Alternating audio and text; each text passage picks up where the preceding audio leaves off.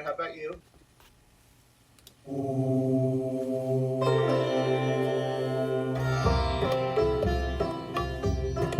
The world is crying out for leaders. America is crying out for leaders. And I have to say, by leader, I mean leaders of well-being. Leaders who engender justice, fundamental fairness, and a sense of all of us. Now, today in America and around the world, our leaders are either weak, wishy-washy, self-serving, power-hungry, or just plain mean. And my dream is that here in America, we will see the rise of an orator, a leader who can share a narrative that all of us can be a part of and put our dignity on the line within that narrative. Bringing the great diversity of our country together, the e pluribus unum, see, that would be a leader. But who is that leader? How can we know a good leader without having a sense of what a good leader is? I mean, we can be conned into another populist movement based on, power, fear, and control, which is what it is. As a pastor, I had a number of people who led the board chairs. And I never had a good leader. I had one guy who was a good boss. But he saw himself as a boss.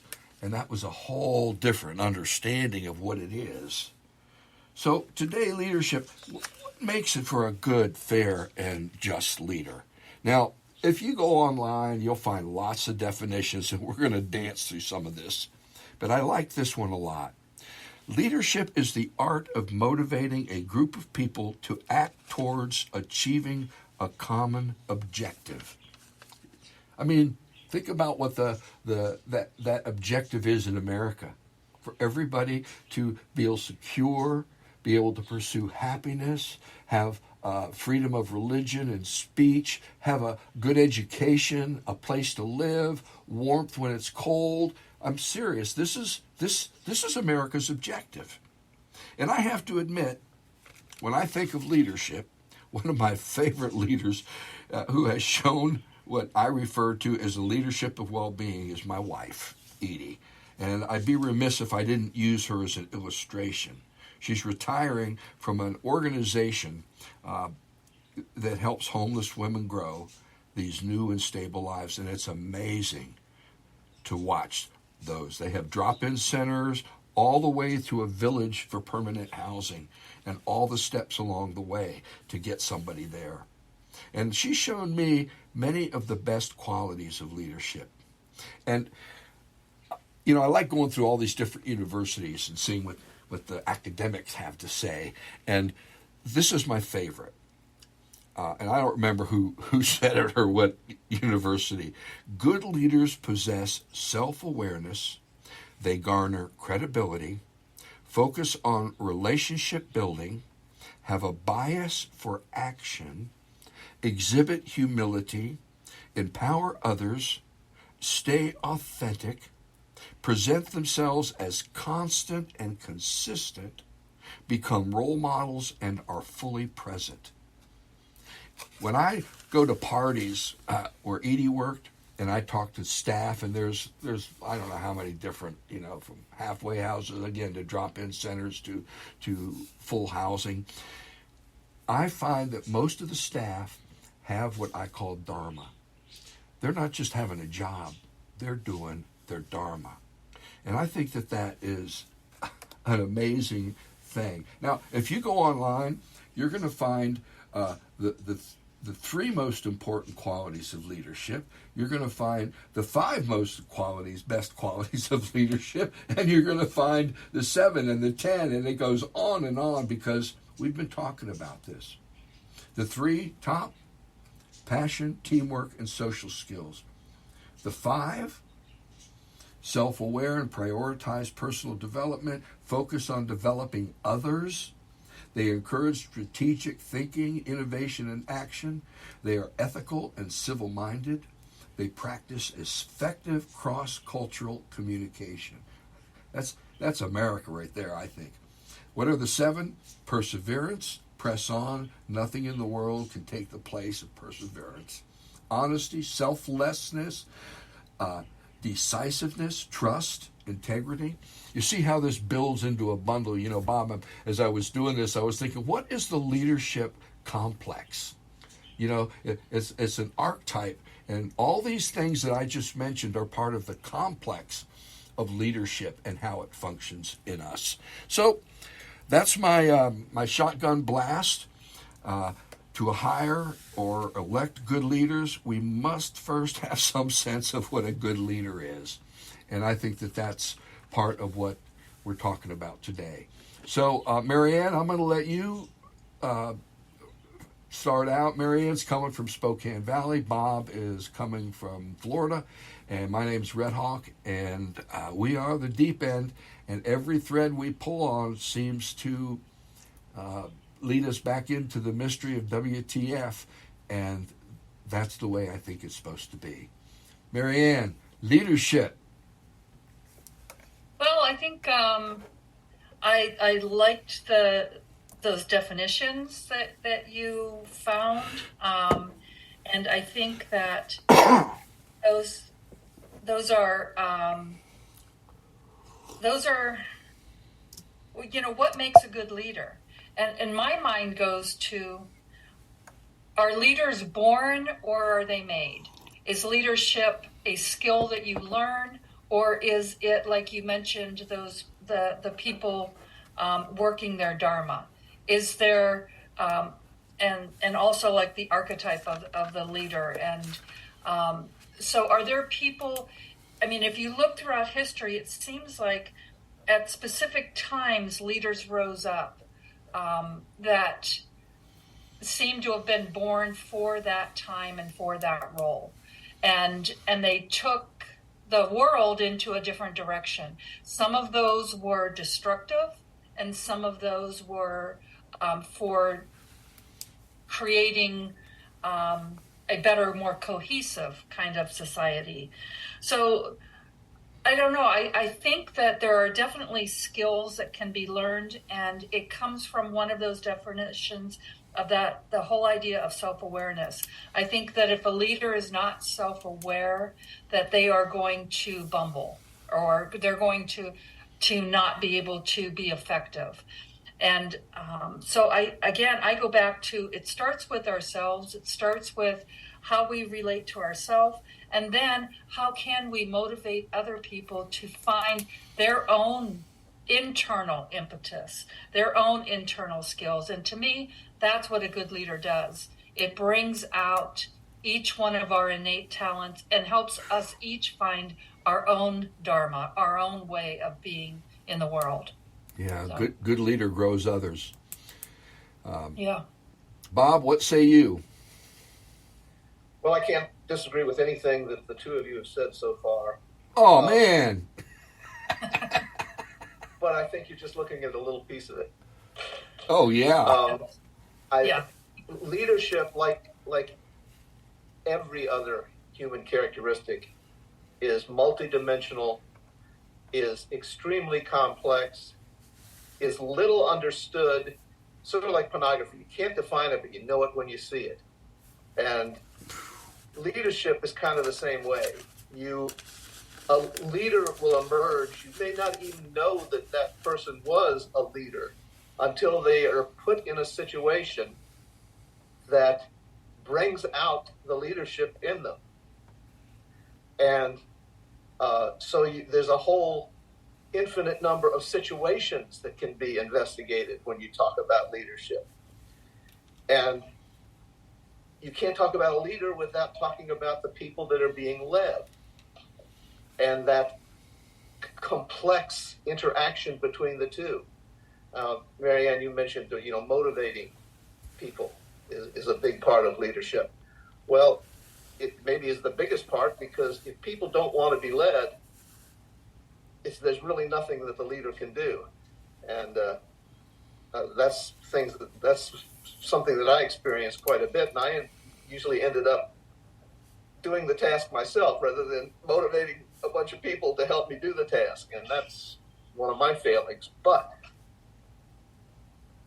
I think that the whole idea of self-awareness, of understanding what situation you're in as a leader, which includes all of the people you're trying to lead and what motivates them, and then that lack of drive for personal aggrandizement that has to be set aside so that the task becomes the essence that all, both the leader and the led, can move toward. And that's a very, very difficult thing. And it may be that it's something that we don't really have a lot of control over. Well, and we can't. Go ahead. I was going to say, it's not a science, it's an art. And that's why I used the definition I did. It's an art. Yeah. And the leader is drawing off a palette of many colors and many pieces. That's why I led up with, if you go online, you can see the 3 qualities, the 5 qualities, the 7 qualities, the 10, and it goes on and on. I mean, like you said, Bob. And none of that's wrong. None of that's wrong. It's all right. That's correct.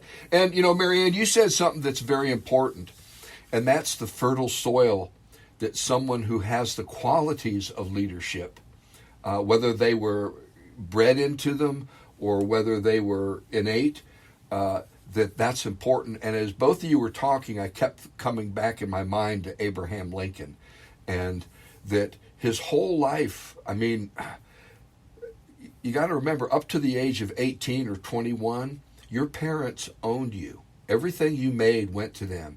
His father, Lincoln's father, was a cruel man who exploited the hell out of Abe.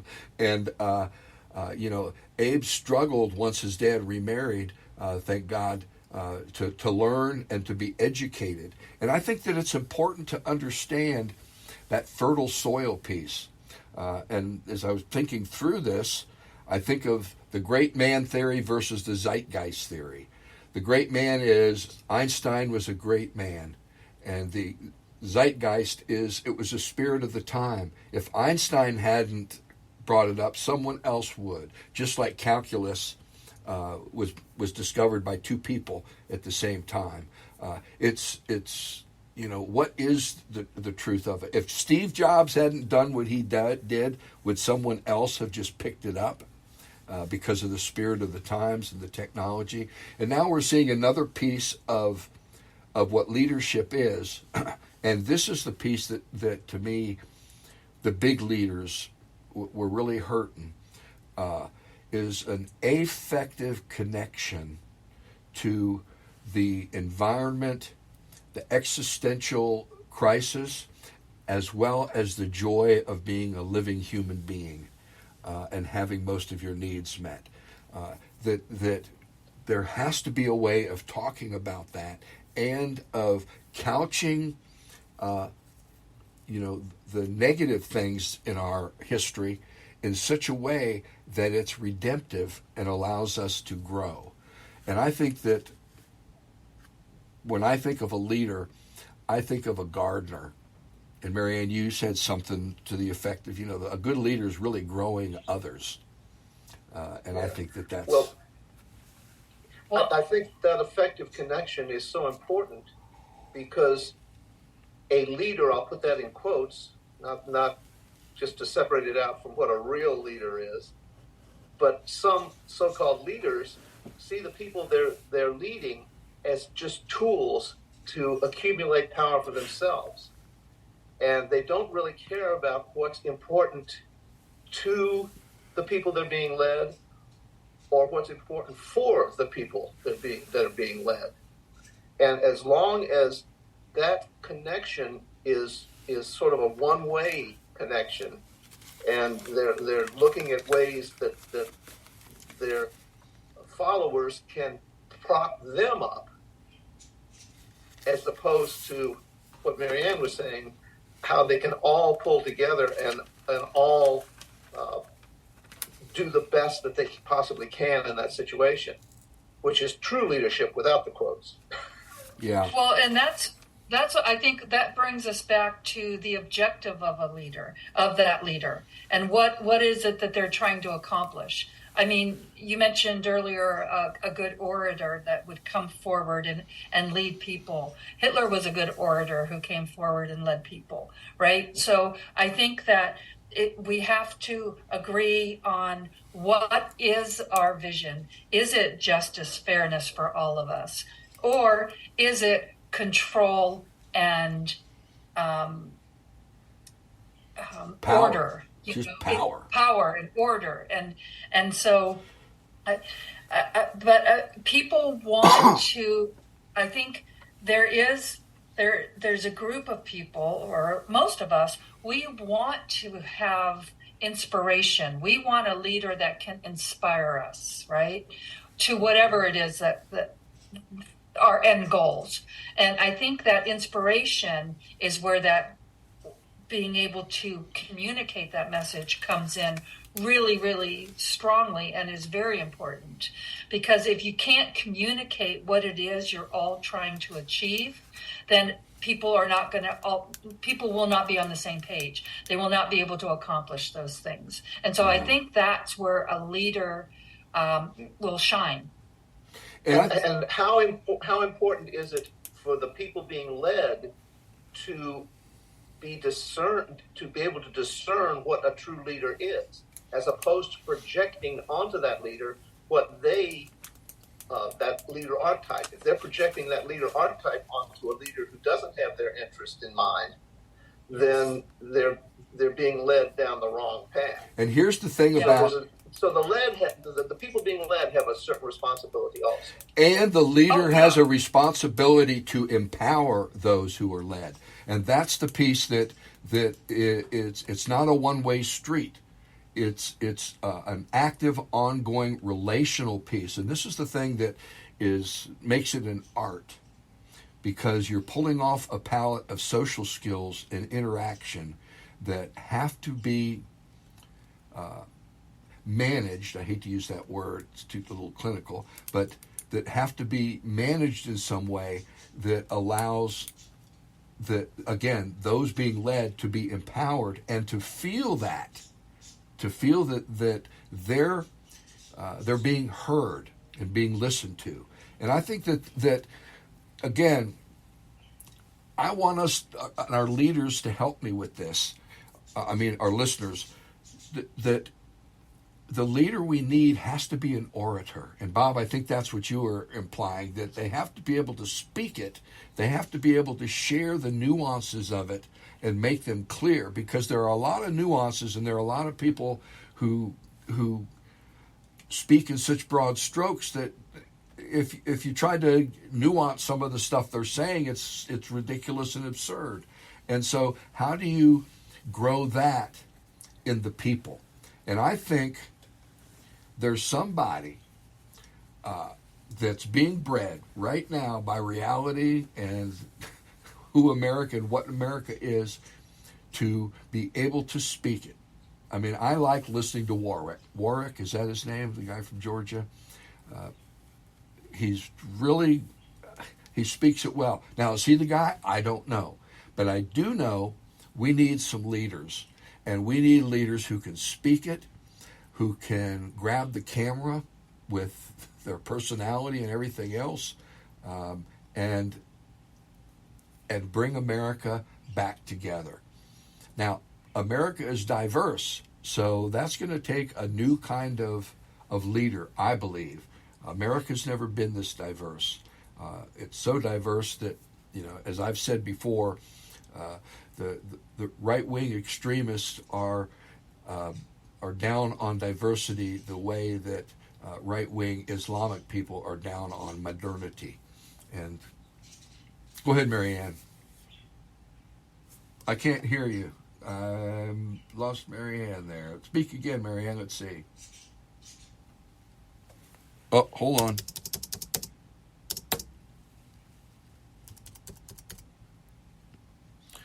All right, we're back up.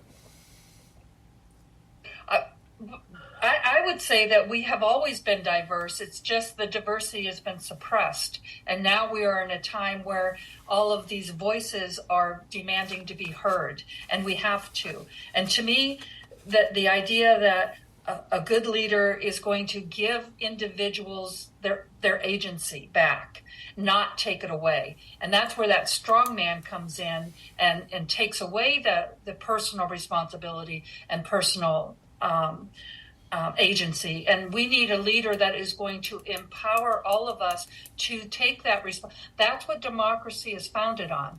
Our citizens who are awake and aware and participating in their own governing. Yeah. You know, I remember that you were talking a little bit ago, and I flashed on that proverb about the axe that convinced the trees in the forest it was one of them because its handle was made of wood. And it's like, yeah, but what are you doing with that, right? So I think that it comes down to we all have to be responsible in this, and the leaders that we choose, the leaders we pick, are going to represent who we are. And if you look at some of the leaders that are out there right now, it's kind of pretty scary what we're putting out there. Well, you both have implied something that's important, and that's education. We have to somehow be tuned in to what's really happening. And the fact is, there's a whole cadre of leaders who want to make us less educated so they can feed us propaganda. And see, this is where I came, power, fear, and control. There are certain, and I'll have to say, I'm not a Democrat. I'm an independent. John McCain was one of my heroes. I just love the guy. He just was authentic as hell. I didn't always agree with what he said, but I trusted what he said. And I think that that's an important distinction.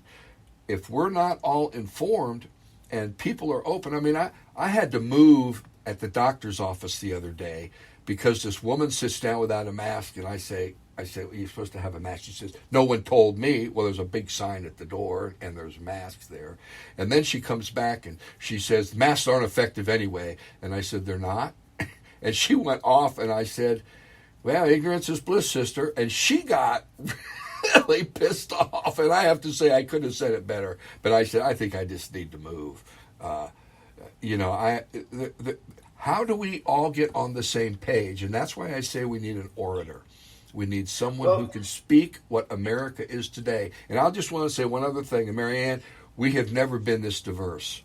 What has happened over the last 20 years with our immigration policy, it's a whole new America. And that's why we've got this big right-wing backlash, because it's threatening. It's not like nobody wants those railroad jobs anyway, so let the Chinese do it. There's none of that. Go ahead, Bob. Well, I was just going to say that because we are so diverse, I'm not sure we'll ever, quote, get on the same page. And I think that one of the qualities of a modern leader is going to have to be, what are the finite number of things that we can agree on? And how do we motivate the greater mass of people to focus on those things rather than all of the things that make us so diverse that we're never going to agree on? And that is going to be very tough, because I think it's much more than just being an orator that's needed. It's being someone who can listen, who can determine what of all the different things that each of these constituencies wants, and pick out those few things. Maybe it's climate change. Maybe it's healthcare. Maybe it's, what can we all agree on? And then use that oratory ability to pull everybody toward those and get them to just ease off on some of the other things until we can move a little bit forward. And then maybe we can come back to some of those other things. Yeah. But I don't think that there's ever been a leader in history that's had the requirement to listen to as many diverse voices as we have today. And it's going to be very, very tough to find anybody that can find those very few things that everyone can agree on. I don't see anybody on the horizon now. But I think that if we get back to the fundamentals of what we want, every single mother wants their child to be happy. Every single father wants their child to survive and to prosper. And I think, I'm blanking on her first name, Gorman, the poet. Yeah. Some of her... Amanda, thank you. Her words, if those are not unifying words that she puts out there, I'm getting chills. I think that if we can touch those basic human instincts, and I think that's where, and remember that, the way we're going to get to that is diverse. The way our histories are diverse. But if we can come back to that fundamental, I work in the nonprofit world, and if we can always come back to that fundamental mission of why we're here and why we're doing what we're doing, and that's where I think a good leader, a genuine leader, can step in and be able to articulate that and also help empower people to get there. Yeah, and you guys get your final comments together, because my final comment on this issue is, I don't think we'll ever be on the same page. So maybe the new order of understanding of the United States is a book of many pages. And for us to be familiar with the whole book as well, I don't see it being issue oriented. I think something's happened to the pop mind, that it's not about everybody agreeing on healthcare or climate change. It's about finding a story that we all feel a part of, and all these diverse pieces and many pages are in that story. And so to me, that is a huge thing. And I will say this, because I've learned this the hard way. If you're one step ahead of your people, you're a leader. If you're two steps ahead of your people, you're crazy.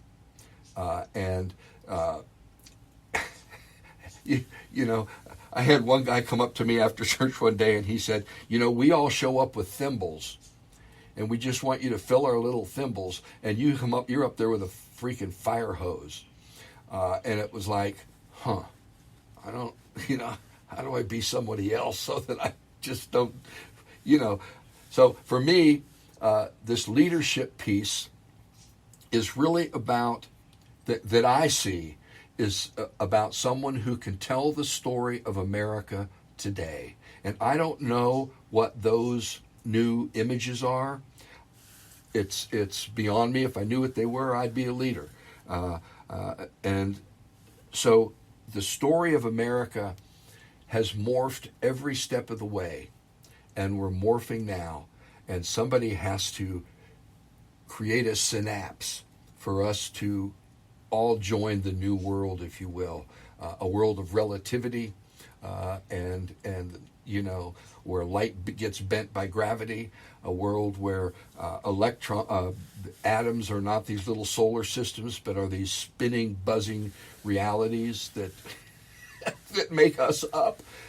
It's a new world, and I like to say it's a new world coming, but it's here, and we need leaders to express it.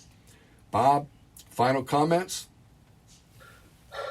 Well, again, I think that whatever leader we find is going to have to be able to listen to the needs of his or her followers, and be able to then articulate a path that is going to address those needs. And it's very, very, very difficult. You often hear the saying, if you want to be a leader, you're probably not the person for the job. It's the people who really don't want to be a leader, but are forced into it by the situation and are willing to accept that. And I think that that's where you get away from the people who are looking for power and so forth. So, again, there's got to be an interaction between the leader and the led. It's got to be continuous. It's got to be revised all the time, and it's got to be couched in terms that the followers are going to accept. Amen. Mary Ann? Yeah. You know, I think you hit on something that I wanted to bring up. I'm glad you did. And that's the idea of a reluctant leader. And I think many times the reluctant leaders are the most effective when it comes to bringing people together. And the idea that we have to be a discerning follower. We have to understand that the leaders that we elect or the leaders that we follow are representing us and our values, and we need to be careful. And I can't leave this show without talking about one of my favorite quotes from the American President, where Michael J. Fox's character is talking to Michael Douglas, and he said, "People want leadership, and in the absence of genuine leadership, they'll listen to anyone who steps up to a microphone." And that's where our discernment has to come in. Amen. So let's take care and choose the right leaders. Boy, is that the truth. And I think that that's part of what we're really talking about. Because if you find a leader who wants blind followers, run. Run. I think that's an important piece. Y'all talk about discerning followers. Amen. But something's happening here that to me is a proposition. You know, when you drop a hammer on your toe, you know it immediately. Now, 150 years ago, if there was an explosion or an earthquake in Syria and Turkey, it would take a week to get to us. When we have something in Turkey or Syria, an earthquake, we know immediately. It's almost like whatever it is that lets us know is like a new nervous system of the planet. And that's what we're going to talk about next week, this global brain. Is there a wiring, a hardwiring? And we've been here before with previous podcasts. Is there a hardwiring? Is the internet really, with all its goodness and badness, really just the nervous system of the human consciousness wiring itself? It sure looks that way. The global brain. We're all connected anyway. Is this the way we make it conscious? We hope you'll join us, and until then, I pray that you experience the oneness of being and all its blessings.